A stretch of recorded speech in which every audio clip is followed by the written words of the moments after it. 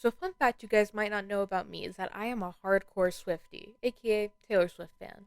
I've listened to every album and I waited 5.5 hours to get tickets to the Eras tour. However, what I haven't done yet is watch her entire filmography. Normally, I'm not a huge fan of pop stars going into acting because it normally doesn't end well. From minor roles to leads to cameos, pop stars will get a film for name recognition alone, no matter how good they are for the role. Most of the time, it doesn't end well. Harry Styles! The few Taylor Swift movies I have seen weren't that bad. Well, except Cats. But anyways, I'm going to not only watch Taylor Swift's appearances in movies and shows that I haven't watched, but also rewatch those I already have. I won't be counting music videos, documentaries, talk shows, or concert recordings because that's a lot of work, and I'm trying to focus on the fiction here. And I'll be going in chronological order, starting with CSI Crime Investigation, Season 9, Episode 16. They made her emo! First off, I had to watch this on Hulu, which I only have with ads, so that did make me a bit bitter going into the episode, especially when there were multiple occasions of Domino's Tater Tot commercials coming on. That made me hungry as fuck. Anyways, Taylor Swift is literally found dead within the first 5 minutes of the episode, which was literally traumatizing, though not as traumatizing as the gooey green corpse they show like 5 minutes later, but the most traumatizing part of this episode was the first wig they put Taylor Swift in. Literally, what is this? Also, this episode literally predicted Reputation, with Taylor Swift going all emo and goth after being cyberbullied online Emily Osment style. The reason she gets cyberbullied isn't that important, but what is important is the relationship she develops with a drug dealer that ends up with her holding on to meth for him at one point. I'll get into that in a second, but I think we need to take a moment to appreciate the remix of You're Not Sorry that was in the episode, which I would play for you, but copyright's a bitch. So the whole thing with the meth is super important, but first we need to get to the lore of the episodes. So Taylor Swift's character in the show was given birth by this lady who we'll call Tammy because I can't remember her name. Well, Tammy gives her up for adoption, giving her to Taylor's adoptive parents who we'll call Jane and Joe. The reason Tammy gave Taylor to Jane and Joe is because Tammy, while babysitting, had accidentally killed Jane and Joe's biological child, who they had before adopting Taylor. Now, Taylor Swift has no idea that she's adopted, nor does she know about this baby's existence before her. Tammy isn't present in Taylor's life at all. That is until she comes back 17 years later to introduce herself to her daughter.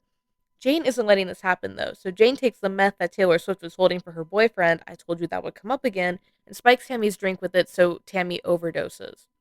About a year later, Taylor Swift and Jane were arguing because Taylor Swift dyed her hair black, which made her look a lot like her birth mother. Jane is angry about this and so threatens to cut Taylor's hair. Taylor Swift is having none of this, so she leaves a motel room her family lives in only to be chased by her mother, scissors still in hand. At one point, Taylor Swift turns around to confront her mother, but Jane was still walking towards Taylor. Jane ends up stabbing and killing Taylor Swift, leaving her to die in the motel parking lot. Fun times, I know. While the episode was definitely odd and had some interesting story decisions, it was overall really fun to watch. The main actor did a great job and basically carried the episode. Also, for her first acting gig, Taylor Swift did pretty well. I do hope she got extra compensation for having to wear that wig on national television. But now let's get to something more positive and less murdery. The Hannah Montana movie. I had some recollection of this movie going into it since I used to be obsessed with it as a kid. This was a pretty limited recollection though, just I have it from X-Men Rides a Horse, the scene with the collector edition plates, and the opening scene, which is one of the most iconic opening scenes in cinema. None of this recollection involved intricate plot details, just that Miley goes to the South to get more in touch with herself since she's leaning too much into Hannah. So, you can imagine my surprise at some of the wild shit that goes down in this movie. Like, Hannah Montana and Tyra Banks get into a WWE brawl over a pair of shoes. Miley literally almost takes Tyra's head out with a stiletto. Also, somebody in the sound team decided that Miley's ringer for everybody would be the hamster dance, which honestly dated the film more than the flip phones did. When they introduced Miley's horse later in the film, I was not emotionally prepared for her to turn to it and call it Blue Jeans. Like, that is such an odd name, especially for a horse that is as white as crack cocaine. But movie summary isn't what I'm here to talk about. I'm here to talk about Taylor Swift's role in the movie. So, turns out that this movie is an hour and 45 minutes. Taylor Swift appears in one scene for a total of 2 minutes, and a 1 minute of that is just her singing over shots that she's not in. That being said, her scenes still managed to catch me by surprise. With Tyra Banks, they made sure to establish that she's a celebrity and somebody who is somebody. Taylor Swift literally just comes on stage for a small town event, does her little song, and walks off. That's literally it. Like, okay, I get that this was around her Fearless era, so she was still just a country star, but still, she was just sort of there and then not. Her scene is also in the middle of the movie around the 48 to 50-minute mark. I was worried the rest of the movie would drag on, but my worries were in vain when Taylor Swift's cameo was immediately upped by the hoedown throwdown. I may be a Swiftie at heart, but I can admit when a girl has been one-upped. Quick side note, despite having not seen this movie in years, I still knew all the words to the hoedown throwdown, which I cannot tell if that is a flex or not. Mind you, I can't remember a single thing I learned in high school, but those words are ingrained in my mind. There's not really much to say in regards to Taylor in this movie, so I'm going to drag out this section with the bit I like to call I'm a public relations major, and there were a lot of plot points in this movie that infuriated me because of that. These didn't make the movie bad in any way, but whenever they happened, it made me think this girl is killing her public image. First off, Hannah Montana completely goes off the radar after her very public fight with Tyra Banks. There were no statements made by her about it. Then she suddenly shows up at a charity concert in some random town in the South. So of course the public is going to think she's just doing this to make herself look better in the media. So like Hannah can be like, yeah, no, I was doing it for my grandma because of the whole secret identity thing. Also, Miley's dad having Hannah stand up an entire music award festival so she can go to Tennessee and have a little heart to heart with herself is crazy. I get that it was her grandma's birthday. That's not something you can just not show up to. If I was her publicist, I would have been way more pissed than the actual publicist that was in the movie. At one point, Hannah even goes to dinner with the mayor of this small town and is just acting a complete fool, leaving the dinner periodically to go on a date that is at the same time. Girly Pop could have just lied to Travis, the love interest, said that she, as Miley, had to go to the mayor's dinner because her family's housing Hannah and moved the date to the next night. Like, literally, her brother and dad are at this dinner. Why could she not just excuse herself for that? Miley has to lie for Hannah all the time, and she couldn't have thought of that? Like, it's crazy. Also, Hannah Montana is rich. She could have literally just donated the money to that town instead of having them throw a whole concert for her. The whole having her stay in her grandma's house was also a little much. Like, you could at least have Lily pull up to a hotel or Anna's Hannah in a limo and then have somebody pick her up from there so she could stay with Miley. For somebody who has to lie all the time, Miley is so bad at it. Anyways, that concludes our segment of I'm a PR major, so I know everything about the entertainment industry and I totally know what I'm talking about. Which totally leads us into the next movie, Valentine's Day. First off, this movie was impossible to find because it's not on any streaming services and I'm too cheap to rent it. It took me like half an hour, but I was able to find a way to watch it. Then the tab sat in my browser for 3 days. Anyways, the search was worth it because this movie is really funny. It's a fun romantic comedy with an ensemble cast, so there's a character for everybody. I will say, this movie needed a lot more diversity. I got the white brunettes confused with each other for the first half of the movie, and it got me a little confused. This would have been less of an issue if they hired people of different races instead of an almost all-white cast. Also, the characters are rarely called by their names, so I'll just be referring to them by their actors' names. Anyways, I went into this movie with the intent to watch Taylor Swift, and since she has a pretty sizable role in this one, I'll mainly just be talking about that rather than the whole movie itself. She enters the movie by walking into an elevator with a giant teddy bear covering her face. Then she moves it, and bam! Taylor Swift. It was some RuPaul's Drag Race level reveal. But this bear is in almost every scene she's in except one, so they had her doing some heavy lifting in this movie. Taylor's character is supposed to represent young love in the movie, and I think she does a great job of that.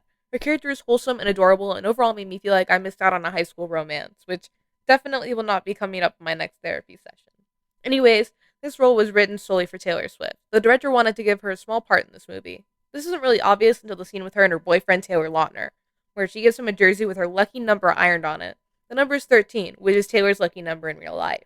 She also has 13 written on her hand in the same style she used to do for her concerts. Also, there's a scene that loosely references You Belong With Me, or at least I think it does. Taylor Swift's character is being interviewed about her young love, and she mentions that her boyfriend is an athlete. The interviewer then starts to ask if she's a cheerleader, and she cuts him off saying that she's not a cheerleader, but is on the dance team. She then proceeds to do a dance, which is, well, it's something. It's funny, which is what it's supposed to be, and that's what's important. But anyways, the cheerleader reference is what got me, because Taylor playing a cheer captain? Never. She's gonna be on the bleachers. The Taylor Swift song they used for this movie is Today Was a Fairy Tale, which plays for Emma Roberts and Taylor Swift's couples as they kiss. Oh yeah, Emma Roberts is in this movie too. Anyways, it's just used for a montage similar to how Crazier was used in the Hannah Montana movie. It does a great job for the montage, and it's the opening song for the credits as well. My only gripe is that it wasn't Taylor's version, but I doubt the directors were capable of time travel, so I'll take what I can get. Overall, it was a pretty solid movie, though I will say, after the scene with Taylor Swift being interviewed on the football field, the movie slowed down for a solid half hour. This half hour was filled with unnecessary conflicts for almost every couple in the movie, just made it drag on for far too long. After these 30 minutes, though, everything went back to being fun and romantic, but oh my god, did those 30 minutes feel like forever. This movie could have been a half hour shorter, and it would have made it a lot better. Plus, they could have cut out one or two of the plot lines, like Topher Grace and Anne Hathaway's stories didn't really tie in with anyone else's storylines in an important way. Also, the storyline with the kid got on my nerves because I don't give two fucks about this kid that's written like an old man. Plus, the story wasn't that interesting anyways. But I'm getting off track. Taylor absolutely delivered in this movie and does such a great job. I might be biased, but honestly, I think she was one of the standouts in this movie, mainly due to her natural charisma, just how much fun her scenes are. Since she was able to show off her acting chops with this movie, I hope that the next movie really takes advantage of it. So, now to the next movie. Wait. No. The Lorax. We all knew this one was coming. So despite being a musical movie with Taylor Swift doesn't actually do any singing in this movie. I mean, same for Zac Efron, but it's still weird. I mean, she was obviously cast in order to fill in the celebrity voice actor quota, but they didn't even use her voice, which is crazy to me. Besides that, though, I think she does a great job in this movie. I grew up watching The Lorax, watching it more times than I could count on road trips. I don't think I realized Taylor Swift was in the movie until I was in middle school, though. But to be fair, Taylor's character only really shows up once every half hour of the movie, so that leaves a lot of time in between her appearances to really think about if her voice sounded familiar or not. Although she had a small part in the movie, I think she did a great job. Taylor's acting has always been decent, so a small voice role wasn't too much to ask. I didn't think any of it was bad, so no complaints on my end. In fact, seeing as this is her only voice acting role, I think it's a good one to have on her resume. Also, the entire movie's plot is centered around Zac Efron's character getting Taylor Swift's character a tree so she will date him. Honestly, traveling long distance and potentially facing legal troubles in order to do something for Taylor Swift, super relatable. As somebody who had to drive from home to campus while keeping my laptop awake while my Eras tickets loaded, felt that on a spiritual level. I was committed to pulling over on the side of the highway to order those tickets if I had to, so I understand the lane Zac Efron's character went through in the movie. What I don't understand is Swampers need to chop down the trees instead of harvesting the leaves. They mention in the movie that it takes too long, that's why they go back to cutting the trees, but also in the movie, the monster makes this insane tree cutting contraption to cut trees more efficiently. Like, if you have the time to do that, surely you can make a machine that can pick the leaves from the truffle of trees instead. Also, the one sword just doesn't understand basic supply and demand. The Thneed was a huge success. If he needed more time to come up with a way to harvest the truffle of trees more efficiently, he simply could have upped the price of the item and made it a designer brand. Everybody wanted their hands on one anyways, might as well get more money from it. Anyways, that concludes my I finished the marketing elective pathway in high school, so that totally makes me a professional in business rant. Before we move on to the next movie, I just want to say that Taylor had my favorite line in the movie. You have lied! It is not a lie. It's called photosynthesis. Okay, now on to the next one. We have another TV show coming up with New Girl, Season 2, Episode 25. Don't hate me, but I've never seen an episode of New Girl. I've seen a few clips here and there, but that's it. So I went to this episode knowing absolutely nothing about what was going on, which made going into this episode horrifying since it's the Season 2 finale. You know, the episode the entire season builds up to. So, without any context, I went into this episode, and you know what? It's actually really funny. I caught myself laughing out loud several times throughout the episode, mainly at Winston's jokes. He was definitely the funniest in the episode. Overall, this episode was super fun, but because of its short runtime and the fact that Taylor was only in one scene, I don't have much to say about it. All I can really say is that Taylor Swift does a great job and was a fun surprise to the episode. I could never imagine seeing this live and all of a sudden Taylor Swift just pops out of nowhere as a random one-off character. I would have been screaming, crying, bit more screaming, top it off with maybe another minute of crying. But besides that, there's not much left for me to say. It was a fun episode of TV and it made me want to watch New Girl from the start. If only it wasn't leaving Netflix. Oh well, next movie. The Giver. I loved the original book The Giver as a kid. I remember watching this movie and feeling a bit let down due to all the changes made in it. That was almost a decade ago though, so I honestly didn't remember what I was going into with this movie. Heck, I don't remember Taylor Swift, Meryl Streep, the Joker, Nightwing, or that one child in Supergirl being in it. Overall, a really solid movie and definitely better than I remember. I will say that the main actor looked like Grant Gustin in certain angles, and it got really distracting at points because I'd be like, oh, that's the Flash. Wait, no, that's Nightwing.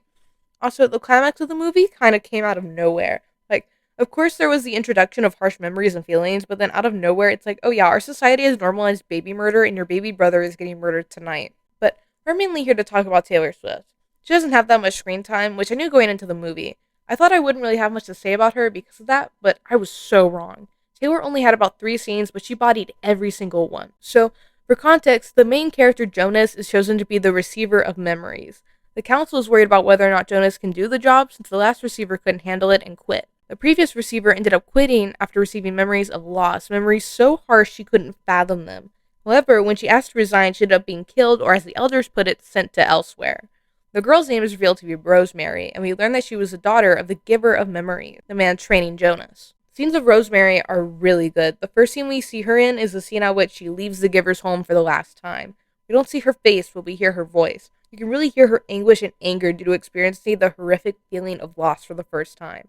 The next scene we see her in, she is showing the Giver how to play the piano, and she looks so full of curiosity and satisfaction at how the memories she's received have given her this gift. Final scene we see of Rosemary, she is frustrated how the Giver isn't giving her everything. She's curious about the past and wants to have more memories, know more about the world before. Taylor bodies these performances. Even though she has less than 10 minutes of screen time, Taylor is able to perfectly show who Rosemary is. Honestly, this was such a good performance.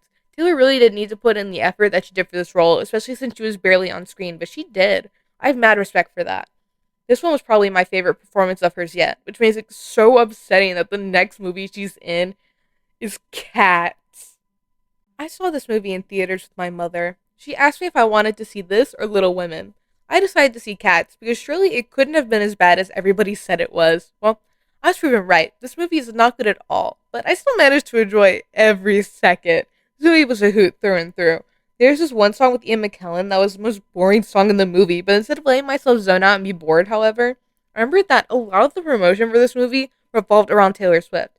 But Ian McKellen's song is in the third act of the movie, and we had yet to see Taylor. I was like, it would be so funny if she didn't show up until the last minute, and that was all the screen time she had.